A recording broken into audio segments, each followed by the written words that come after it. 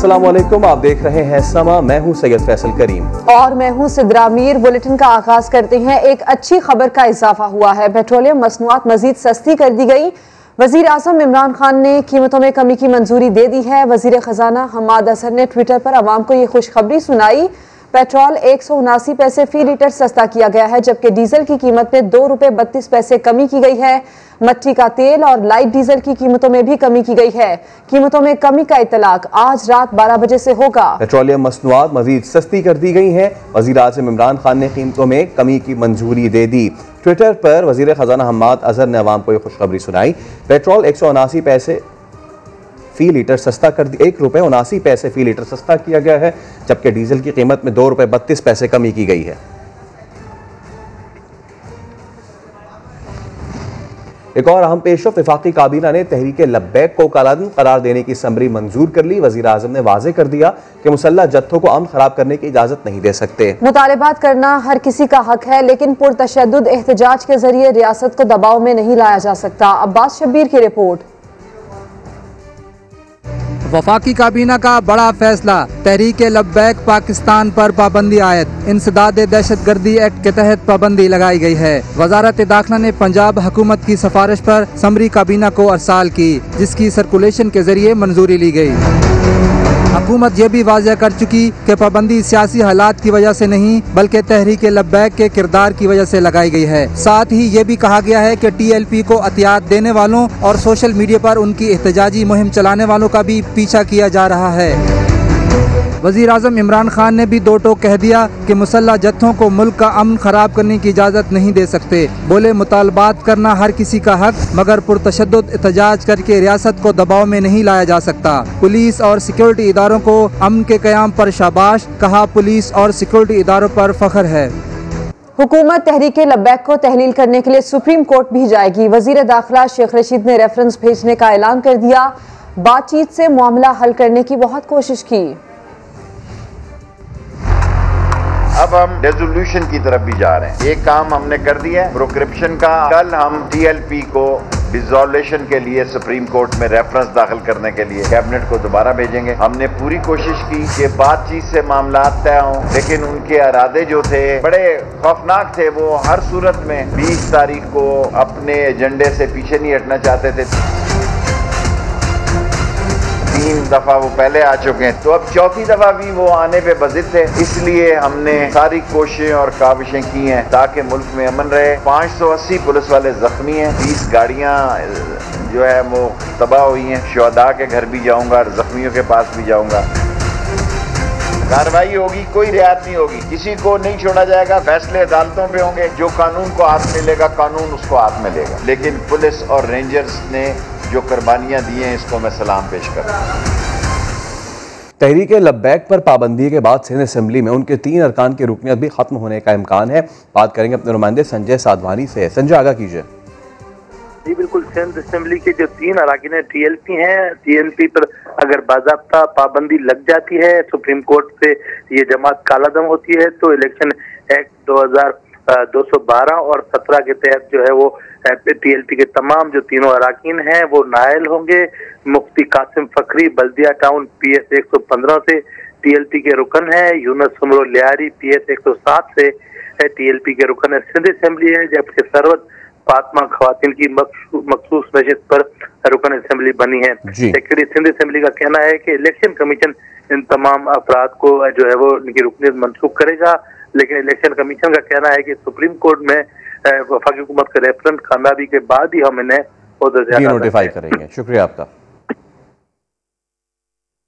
कौन से खिलाड़ी को कब कहां खिलाना है, कप्तान से बेहतर कोई नहीं जानता। वजीर आजम इमरान खान ने एक बार फिर फील्डिंग सेट की है और शिबली फराज की जगह फवाद चौधरी को दोबारा वजारत इत्तलात व नशरियात का कलमदान सौंप दिया। वफाकी काबीना में 2 हफ्ते के दौरान ये तीसरी बड़ी तब्दीली है। दिल्ली सरकार की फील्डिंग में तब्दीली पर तब्दीली। अब फवाद चौधरी को 2 साल बाद दोबारा वजीर इत्तलात बना दिया गया।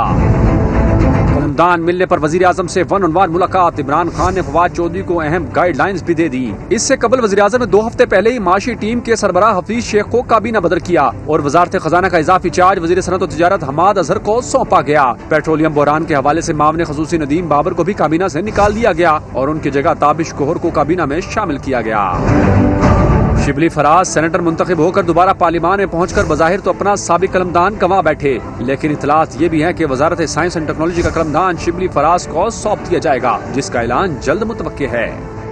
वजीर आज़म इमरान खान कहते हैं तरक्की करनी है तो मनी लॉन्ड्रिंग रोकना होगी, अजीम कौम बनना है तो ताकतवर को कानून के नीचे लाना होगा। वो इस्लामाबाद में रहमतुल आलमीन स्कॉलरशिप प्रोग्राम की तकरीब से खिताब कर रहे थे। पाकिस्तानियों को एक चीज समझ आनी चाहिए, कौम जब एक अजीम कौम बनती है, कानून की बालादस्ती जब तक एक माशरे में कायम नहीं होती वो ऊपर नहीं आ सकती। यही भी हमारे नबी सल्लल्लाहु अलैहि वसल्लम ने कहा था, बड़ी कौमें तुम्हारे से पहले तबाह हुई। ये रूल ऑफ लॉ नहीं था, मतलब कि ताकतवर कानून के ऊपर होता है, सिर्फ गरीब लोग जेलों में जाते हैं। सिंपल है, इसकी कोई रॉकेट साइंस नहीं है। कमजोर आदमी कितनी भी चोरी कर ले, वो लंदन में तो फ्लैट नहीं ले सकता, लेकिन जो ताकतवर है, जो बड़े डाकू हैं, वो सिर्फ यही नहीं करते कि उनकी चोरी अरबों में है, पैसा बाहर ले जाना पड़ता है क्योंकि मुल्क में वो पैसा नजर आ जाता है। 2 तरह नुकसान पहुंचाता है, जो आपकी करेंसी है वो भी इफेक्ट होती है ये मनी लॉन्ड्रिंग से। सारे पैसे वाले लोग लेके जाते हैं, गरीब लोग नहीं लेके जाते। ये जो हमारे जेलों में बेचारे लोग हैं, ये नहीं है जो ये पैसा बाहर भेज रहे हैं, ये बड़े बड़े ताकतवर लोग हैं। आप इनको कानून के नीचे नहीं लेके आएंगे, कभी भी मुल्क तरक्की कर ही नहीं सकता। जाती उम्रा में शरीफ खानदान को सरकारी जमीन की मुंतकली कैसे हुई, तफसीलात समा सामने ले आया। 1989 में वहीदा बेगम को जालसाजी से 175 कनाल एराजी अलॉट की गई। 1 साल बाद वही जमीन शरीफ खानदान को मुंतकिल हो गई। नईम अशरफ भट्ट की रिपोर्ट।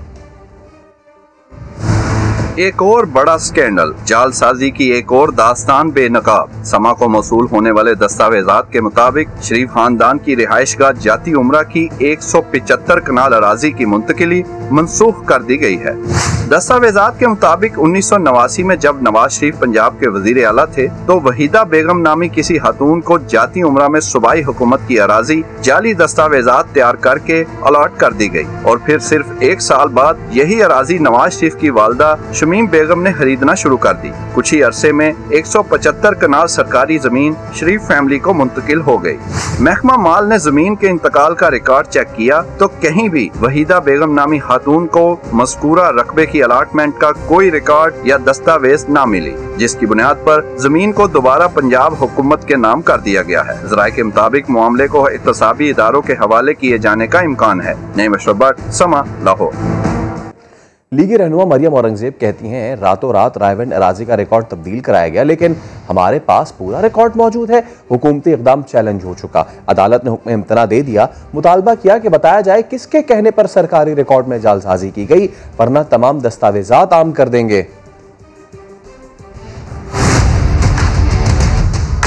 शरीफ खानदान के जमीन और अराजी पहले नैब में भेजा था, नैब पे चपेट पड़ी मुंह पे। आईओ ने कहा कोई केस नहीं बनता। उसके बाद उन्होंने एफआईए को इस्तेमाल किया, वहां भी जब मुंह की खानी पड़ी। उसके बाद उन्होंने बोर्ड ऑफ रेवेन्यू को यरगमाल बनाकर रात के अंधेरे में इन्होंने रिकॉर्ड को तब्दील किया, रद्द-ओ-बदल किया, उसको चेंज कराया। फिर भी अफसरान ने कहा ये मत करें, इस एविडेंस को इन्वेंट मत करें, ये चैलेंज हो जाएगा कोर्ट में, और हो गया। रोक दिया गया इन गुंडों को घटिया हरकत से आज कोर्ट की तरफ से, वरना रात को पूरा प्लान था। ये तमाम वो रिकॉर्ड है कि किस वक्त ये अराजी शरीफ खानदान ने खरीदी, कब इसकी मुंतकली हुई, कब इसके ऊपर तामीर हुई। ये जालसाजी सरकारी रिकॉर्ड के साथ टेम्परिंग का जुर्म है। बताया जाए कि किसने किया, वरना ये तमाम डॉक्यूमेंट्स पब्लिक किए जाएंगे। रातों रात खुफिया तरीके से इंतकाल बदलवाया, साजिश की, रायविंड के घर को गिराने का पूरा प्लान किया। ये जमान पाक का घर नहीं है जो करप्शन के पैसे पे लिया गया था। आपकी जुर्रत ना हो आइंदा उस घर की तरफ देखने की भी। एतराज़ के लिए अदालत मौजूद है। मुशीर बराए एहतसाब दाखिला शहजाद अकबर ने मशवरा दे दिया। बोले इस अमल से भी महज आप ही की चोरी का पता चला था। कुछ लोग जाती हैं, मफाद के लिए एहतसाब और सवाल करने वालों को धमकियां दे रहे हैं। चोरी पकड़ी गई तो ज़मीन वापस सरकार के नाम मुंतकिल कर देगी। कहा मरियम को इसमें भी शहजाद अकबर नजर आते हैं। अब आगे होने वाले घरेलू लड़ाइयाँ भी मेरे मत्थे ना लगा देना। दूसरी जानिब जियाले भी नून लीग से गुस्सा हैं। वजीर इत्तलात सिंध नासिर हुसैन शाह ने कहा है कि मरियम नवाज अपनी पार्टी की सिर्फ नायब सदर हैं, बात करनी है तो नवाज शरीफ या शहबाज शरीफ करें।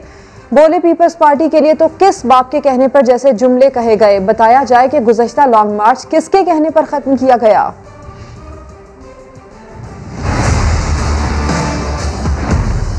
मरियम साहिबा भी अपनी पार्टी की सीनियर नायब सदर, बात करनी है तो मियां नवाज शरीफ साहब करें, मियां शहबाज शरीफ साहब करें, कर सकते हैं। जिस तरह के ये जुमले आते हैं, मैं ये तो नहीं कह सकता किस बाप के कहने पे, लेकिन जो पहले वाला लॉन्ग मार्च था जो वहाँ पे पहुँच भी गया था, वो किसके कहने पे ख़त्म किया गया। कुछ लोगों ने खामोशी इख्तियार की हुई थी बहुत अरसे से, जिनके ट्विटर खामोश थे।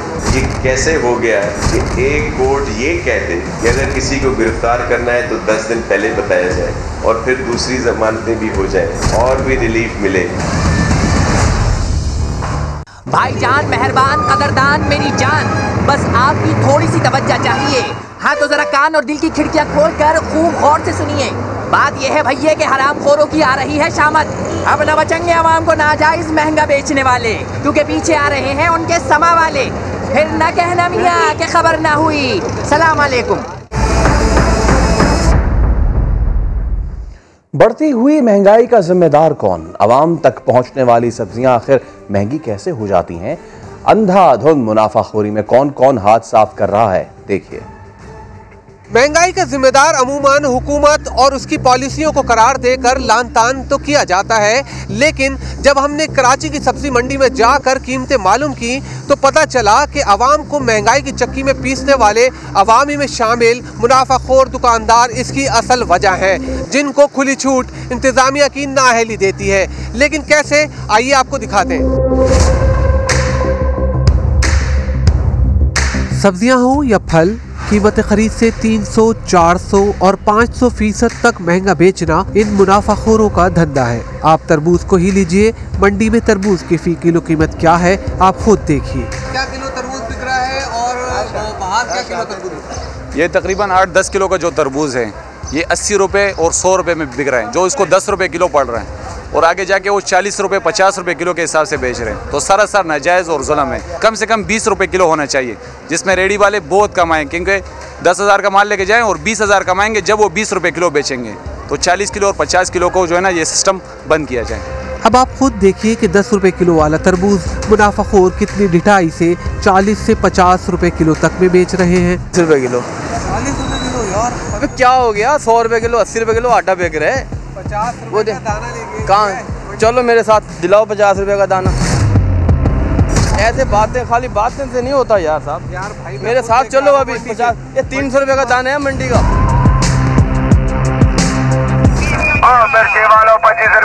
हरी मिर्च की थोक और परचून कीमतों का फर्क तो इन मुनाफाखोरों ने 400 से 500% तक पहुंचाया हुआ है। मिर्ची की आवाज़ आपको आ रही होगी, 25 रुपए किलो मिर्ची है। पीछे से जो माल आ रहा है वो सस्ता ही आ रहा है। अभी आपको मैंने बताया मिर्ची 25 रुपए किलो, मिर्ची 25 रुपए किलो, 100 रुपए किलो बेच रहे हैं मंडी में। ये 25 रुपए किलो है। मिर्ची में क्वालिटी है, मोटी मिर्ची में क्वालिटी है। गुज्जो अलग है, हाईब्रिड अलग है, हैदराबाद अलग है, हर चीज़ की। 25 से 30 रुपए नहीं है सर।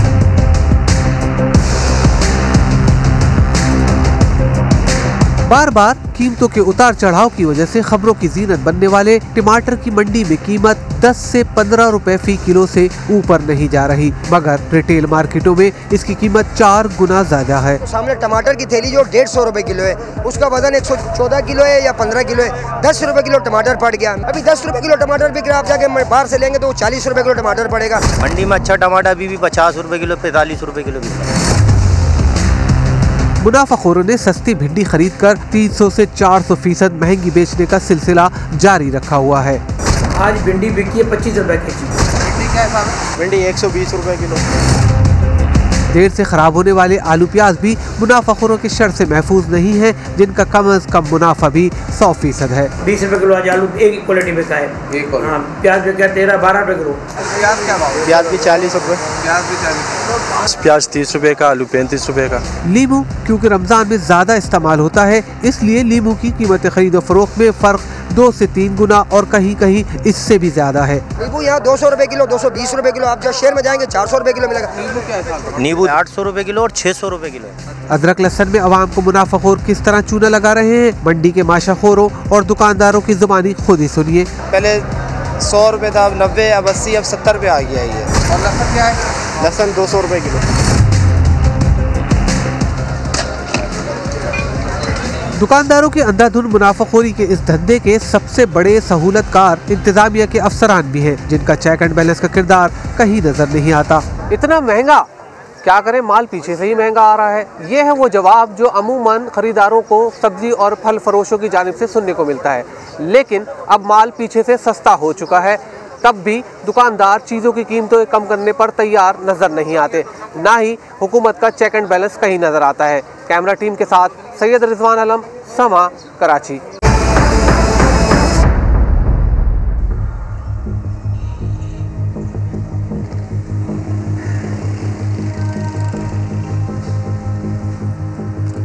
हज़रत शुएब अलैहिस्सलाम की कौम मिलावट और नाप तोल में कमी किया करती थी, इसीलिए तो अल्लाह ताला का अज़ाब आया और पूरी कौम तबाह हो गई। नबी करीम सल्लल्लाहु अलैहि वसल्लम ने फरमाया, हराम माल का कोई सदका कबूल नहीं किया जाएगा। रमज़ान आते ही खजूर भी महंगी हो जाती है। आपको अंदाज़ा नहीं होगा कि 1 किलो खजूर पर हर कोई 2 से 3 गुना मुनाफा कमा रहा है। खजूर क्यों आप तक महंगी पहुंचती है, बताएंगे साहिल जोगी।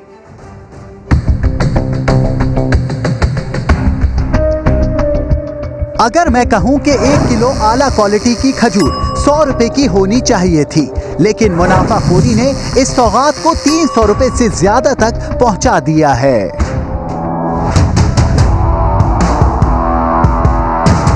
हकीकत जानने के लिए आपको लिए चलते हैं पाकिस्तान के सबसे बड़े खजूरों के बागात खैरपुर में, जहां साल हर साल 4 लाख एकड़ पर खजूर पैदा होती है। मुनाफाखोरी की कहानी इन बागात के आगे शुरू होती है। यहाँ का किसान 50 रुपए फी किलो के हिसाब से खज्जी एक आड़ती को बेचता है। बड़े बड़े व्यापारी हैं, वो स्टॉक करते हैं, वो ज़मींदारों से कम कीमत में ख़रीद करके और ये जो है ना मुनाफाखोरी करते हैं। ये खजूर जो पहले सस्ती उठाते हैं और उनका यही सोच होती है, तो ये हमारा शाबान आ जाए तो रमज़ान में ये खजूर ज़्यादा रेट में बेचेंगे। वही आड़ती खज्जी को तेल लगाकर 1 माह के लिए कोल्ड स्टोरेज में रखता, जहां 1 मन पर 200 रुपए वसूल किए जाते, यानी फी किलो 12.5 रुपए मजीद बढ़ा लें। अब खजूर की कीमत 62.5 रुपए हो चुकी है। रमजान में तो और बंदा जो है नरम हो जाता है, महसूस होता है लोगों को कि बाबा रमजान चाहिए आने खजी रेट वधी हुआ, ये हर बंदा अच्छी खजी मांगता है। इसके आगे कराची तक का किराया 10,000 रुपए होता है। एक ट्रक में 40 मन खजूर लोड की जाती, फी किलो 6.25 रुपए बढ़ा लें, यानी 68.25 रुपए। लेकिन आड़ती मार्केट में बेचेगा कम से कम 150 रुपए किलो, मतलब 81 रुपए से जायद का सीधा सादा नाजायज मुनाफा। असल कीमत से भी डबल उसकी जेब में जाता है।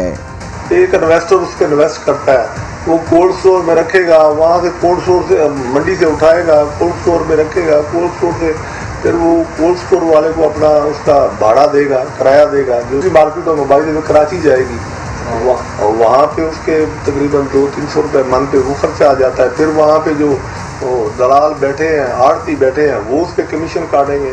यहाँ से ठेले वाले दुकानदार और डीलर कई मन खजूर उठाते और बेचते हैं। खजूर है ये 300 रुपए किलो बिक रही है, 300 रुपए किलो बिक रही है, 300 रुपए किलो बिक रही है। अगर आड़ती या बड़ा डीलर नाजायज मुनाफा ना कमाता तो यकीन जानिए आप तक ये खजूर 100 रुपए में पहुंच जाती। साहिल जोगी, समा, सक्खर। होशियार होशियार होशियार, एक अहम ऐलान नोट फरमाएं। अगर आप मिलावट, नाप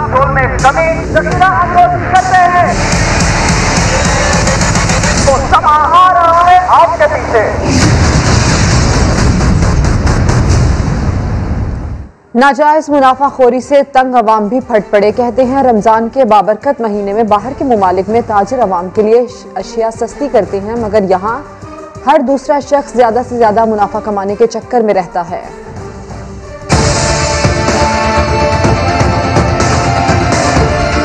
ओए होए होए, ये हरामखोरों ने तो बिल्कुल मत मार के रख दिए भाई, अवाम तो गई। बाहर के मुल्कों में रमज़ान जो है ना वो उसमें चीज़ें सस्ती कर देते हैं, यहाँ पर चीज़ें जनाब इनका रेट अप कर देते हैं। हरामखोरी की और नजायज़ माफिया, सारा माफिया इकट्ठा होके और नजायज़ लोगों से पैसे बटोर रहे हैं। बस इनको ये थोड़ा सोचना चाहिए यार, रोज़े हैं, लोग अफ्तारी करते हैं, गरीब आदमी है, 700-800 रुपया उसकी दिहाड़ी है, तो वो कैसे इतनी महंगी चीज़ें खरीद के अपने बच्चों का पेट पूरा कर सकेगा। उन्होंने अपनी जो है वो नफाखोरी शुरू कर दी है, हरामखोरी शुरू कर दी है। उनको पता है कि अब मतलब हमारी चीज़ें बिकेंगी, तो उन्होंने रेट मतलब दोगुना कर दिया। मैं कितनी लकी हूँ, ऐसा शौहर किसका होता है जो हर महीने सोने का हार बना कर दे। ये हार हलाल के पैसों का है तो मुबारक हो, लेकिन अगर ये हराम के पैसों का है तो कयामत के दिन ये सोने का नहीं, आग का हार होगा, आग का। नबी करीम सल्लल्लाहु अलैहि वसल्लम ने फरमाया, हराम माल का कोई सदका कबूल नहीं किया जाएगा।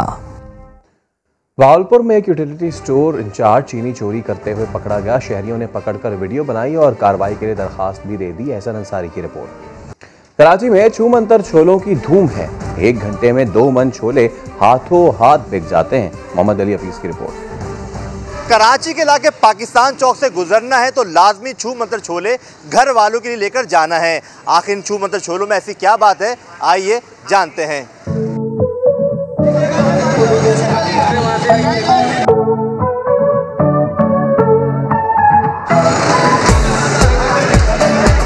इस छोलों के अंदर बच्चों की फरमाइशें होती है, घर वालों की फरमाइशें होती है, कि खुद के मेरे की भी फरमाइश होती है। 4 बजे आते हैं तो ये 6 बजे चले जाते हैं। 2 घंटे के लिए माशाल्लाह इनके काफ़ी छोले निकल जाते हैं। ये छू मंतर छोले हैं, इनके साथ इनके माँ बाप की दुआ है। मेरी ज़िंदगी गुजर गई इनके छोले देखते हुए। पहले इनके माँ बाप होते थे यहाँ, अब इनकी औलाद है। छोले ऐसे हैं कि सारी ज़िंदगी आदमी खाएगा तो याद करेगा। इनके छोले छू मंतर कहलाते हैं और ये बहुत रश होता है। ये बहुत ज़्यादा मतलब इनके लोग शौक से खाते हैं। ये कुदरत ये कब से देखते हुए आते हैं। ये रमज़ान में क्या, रमज़ान के बाद भी ऐसा ये रश होता है। इधर चने खुद खींच के लेकर आता है। इधर 1 घंटे के अंदर हमारे तकरीबन 2 मन छोले बिक जाते हैं। और तकरीबन ये जो हमारे जो मसाले हमारे घरों में तैयार होते हैं, ये स्पेशलिस्ट होते हैं। और दूसरा ये बाकी हमारे पुराने लोग हैं, हमारे वालिद साहब वालिदा, ये उनके हाथों के बने हुए होते हैं।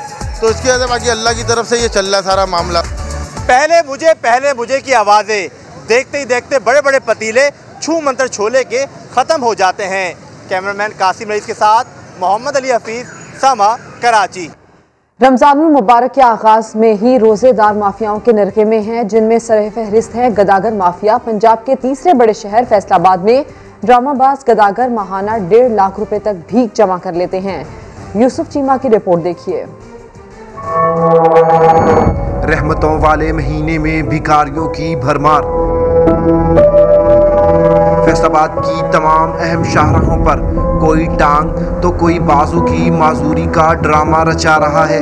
समा टीम ने जब इन्हें पकड़ा तो किसी की बाजू और किसी की टांग छूमंतर से ठीक हो गई। अगर आप ऐसे मतलब ना हाथ सीधा रखें, मतलब ऐसे हाथ सीधा करके मांगे तो फिर नहीं वो देते पैसे? देते हैं। तो फिर सीधा करके मांग लिया करो। बस आदत पड़ी है। कितने पैसे कमा लेते हो तकरीबन अंदाजन 400-500 कमा लेते हैं, नशा कर लेते हैं। कितनी देर में कमाया जाता है? कोई तकरीबन 3 घंटे 4 घंटे लग जाते हैं। 3-4 घंटे में 400-500 रुपया मिल जाता है। मिल जाता है। मिल गया उसके बाद बस कर देते हैं? नहीं, नशा करके फिर आ जाते हैं। माहे सियाम में धोखेबाज भिखारी कितना कमा लेते हैं वो भी सुन लें। तकरीबन 1400-1500 का कोई तो 4-5 हज़ार रुपया इकट्ठा कर लेता है। रहमतों के महीने में किसी की मदद करते हुए इस बात का यकीन कर लें कि आपकी खैरात मुस्तहिक अफराद तक पहुंच रही है या ड्रामाबाज ही उड़ा रहे हैं। कैमरामैन कदीरुर रहमान के साथ यूसुफ चीमा, समा, फैसलाबाद। पंजाब ही नहीं, बलूचिस्तान का गदागर माफिया भी किसी से कम नहीं है, जहां जालसाज, चोर, डकैत, जराइम पेशा अफराद भी गदागरों का रूप धार कर अब इस तरह शहरियों को लूट मार रहे हैं। नूर आरफीन की रिपोर्ट देखिए। माह सयाम में अंदरून बलूचिस्तान, सिंध और पंजाब के मुख्तलिफ इलाकों से पेशावर गदागरों ने कोयटा का रुख कर लिया, जहां वो बच्चों के हमरा शहर के बाजारों, मस्जिदों, पार्कों, चौराहों और बस अड्डों पर भीख मांगते नजर आते हैं। शहरी कहते हैं शहर में भिखारियों की यलगार के बाइस मुस्तहिक और ज़रूरतमंद अफराद महरूम रह जाते हैं। जिला राजनपुर से इलाके से आई हूँ, रुझान से इलाके से आई हूँ। मैं कहीं जुदान, शादी शुदान, बाले बच्चे वाले मेरे कोई खिदमत नहीं करेंगे। बाहर से आए ये बिन बुलाए मेहमान न सिर्फ पेशावर भिखारी हैं, बल्कि चोरी और डकैती जैसे जराइम की वारदातों में भी हिस्सा डालते नजर आते हैं। खासकर रमज़ान शरीफ में तो ये बड़ी तादाद में आ जाते हैं। ये मुख्तलिफ होटलों के फ्लोर इन्होंने किराए पे लिया है, पूरी फैमिली इनकी है, भीख मांगती है, लोगों को डिस्टर्ब करते हैं होटलों के सामने, शॉपिंग सेंटर, ख़ास तौर पर ATM के सामने आपने देखें, इनमें अक्सर लोग ड्रग्स का कारोबार भी करते हैं, सप्लाई करते हैं, एडिक्ट हैं। रोज़ों में लोगों को हाथों से पकड़ते हैं, खैरात ज़ोर से मांगते हैं, हालांकि मालों में भी लोगों के दरवाजे खटखटाते हैं, इनकी औरतें भी चोरियाँ करते हैं। ये सारे शहरियों का मुतालबा है कि ज़िला इंतज़ामिया पेशावर भिखारियों के खिलाफ सख्त कार्रवाई करे। कैमरामैन जुनैद अकबर के साथ नूर आरफीन, समा, कोयटा। कराची में ट्रैफिक पुलिस ने पुराना निज़ाम बहाल कर रखा है। इलेक्ट्रॉनिक सिग्नल्स के बजाय अफरादी कुव्वत का इस्तेमाल जारी है। एहलकार सड़कों पर खड़े होकर खुद ट्रैफिक चलाते हैं। शहरियों का इल्ज़ाम है कि एहलकार मर्जी से जब तक चाहें ट्रैफिक रोक देते हैं। अहमद रहमान खान की रिपोर्ट। ये कराची का अहम चौराहा शाहीन कॉम्प्लेक्स है। यहाँ सिग्नल्स तो लगे हैं, मगर ट्रैफिक पुलिस इन्हें इस्तेमाल करने की कायल नहीं है। जो काम सिग्नल से लिया जा सकता है, 1-2 नहीं 5 एहलकारों से लिया जा रहा है। ये हाल सिर्फ शाहीन कॉम्प्लेक्स का नहीं, शहर के बेशतर चौराहों पर यही सूरत हाल नजर आती है। अब रुख करते हैं जहांगीर पार्क के करीब वाक़े सिग्नल पर। यहाँ भी सिग्नल्स तो हैं, लेकिन बंद।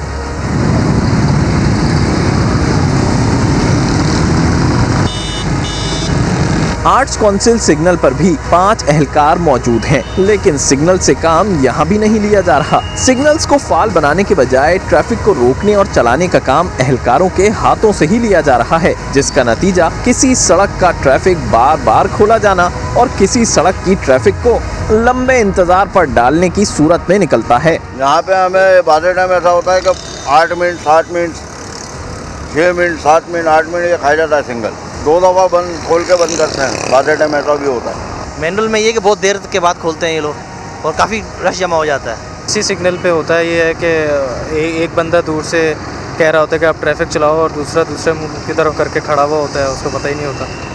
तो ट्रैफिक सिग्नल ज़्यादा बेहतर है, वो क्लियर इंडिकेशंस होती हैं। ये देर से ले रोके जाता है, वो टाइमिंग के हिसाब से होता है। सिग्नल्स बंद होने की वजह से जिन एहलकारों को दिन भर खड़े होकर इशारों से ट्रैफिक कंट्रोल करना पड़ता है, वो भी सिग्नल्स बंद रखने के ही कायल हैं। हाथ से सही है सर, कर रहे हैं बस। सर हमें तो सही लग रहा है माशाल्लाह, हम अपने हाथ से काम करना चाहते हैं।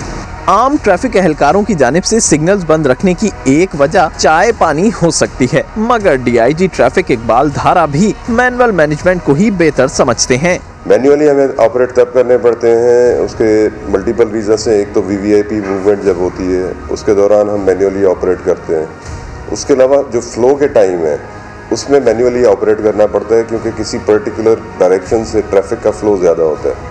तो अगर हम बराबर हर साइड को टाइम देंगे तो वो प्रॉब्लम सॉल्व नहीं होगी।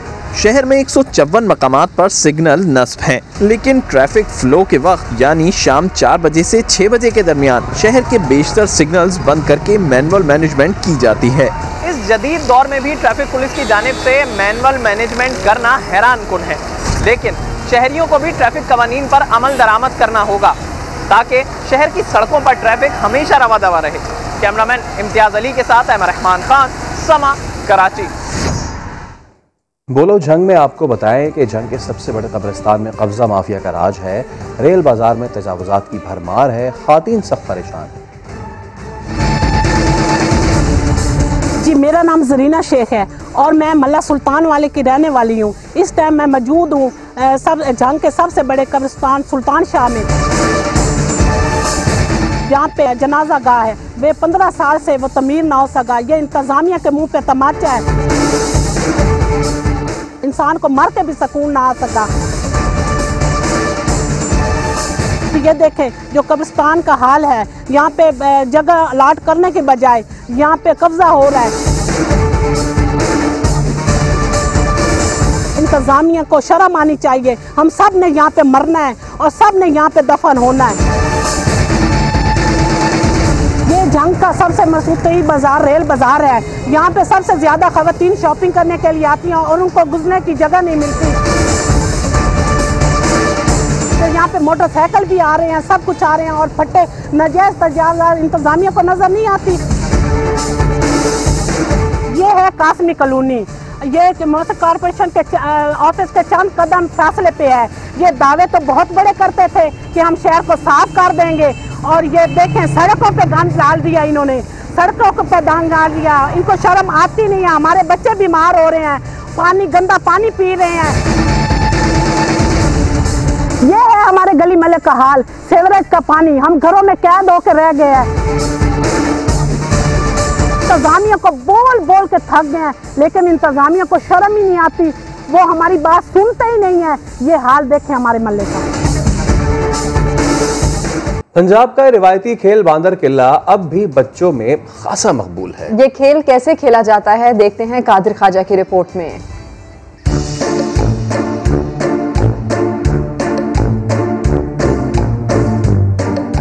महारत, फुर्ती और तेजी, पंजाब का रिवायती खेल बांदर किला।